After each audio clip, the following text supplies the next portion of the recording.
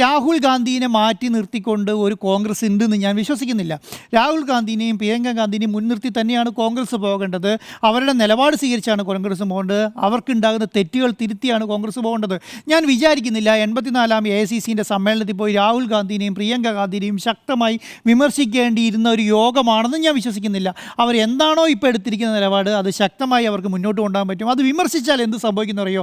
ഈ പറയുന്ന കോൺഗ്രസ് ഇതര പാർട്ടികൾക്കെല്ലാം BJP അടക്കമുള്ള പാർട്ടികൾക്കെല്ലാം അതാ അവിടെ ചെന്ന് അവർ കൂട്ടത്തല്ലായി എന്ന് പറയാൻ ഇന്ത്യക്ക് ഒരു മെസ്സേജ് കൊടുക്കാൻ അത് ഗുണം ചെയ്യുള്ളൂ. അപ്പം അവർ എന്താണ് ഇപ്പോൾ ചെയ്തിട്ടുള്ളത്? അവർ അത് പ്ലാനോടുകൂടിയും വൃത്തിയായും പഠിച്ചിട്ടാണ്. ആ പഠിക്കാനുള്ള ഒരു ഊർജ്ജം നൽകി 2024 ഇലക്ഷനാണ്.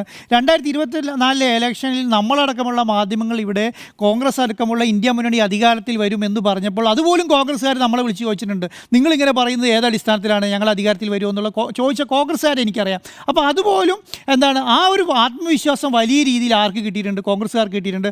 ആ കോൺഗ്രസ്സുകാരുടെ ആത്മവിശ്വാസമായിരിക്കും 2029 ഇലക്ഷനിലേക്ക്. ഇനി കോൺഗ്രസിന് മുന്നിൽ ഒറ്റ കാര്യമുള്ളൂ. അതിൻ്റെ ഇടയ്ക്കുള്ള പ്രാദേശിക സ്റ്റേറ്റ് ഇലക്ഷനുകളെല്ലാം നടക്കുന്നുണ്ടെങ്കിൽ കൂടെ കോൺഗ്രസിൻ്റെ AICCന് മുന്നിലുള്ള ഏക ലക്ഷ്യം എന്ന് പറയുന്നത് 2029 അധികാരം പിടിക്കുക എന്നുള്ളത് മാത്രമായിരിക്കും. ആ അധികാരത്തിലേക്ക് കോൺഗ്രസ് തിരിച്ചു വരാൻ പറ്റും. അങ്ങനെ ഒരേ ഒരു പാർട്ടി ഇനി ഇന്ത്യയിലുള്ളൂ. പ്രതിപക്ഷ പാർട്ടിയായിട്ട് നിൽക്കാൻ പറ്റിയ വേറൊരു പാർട്ടി ഇന്ത്യയിലില്ല.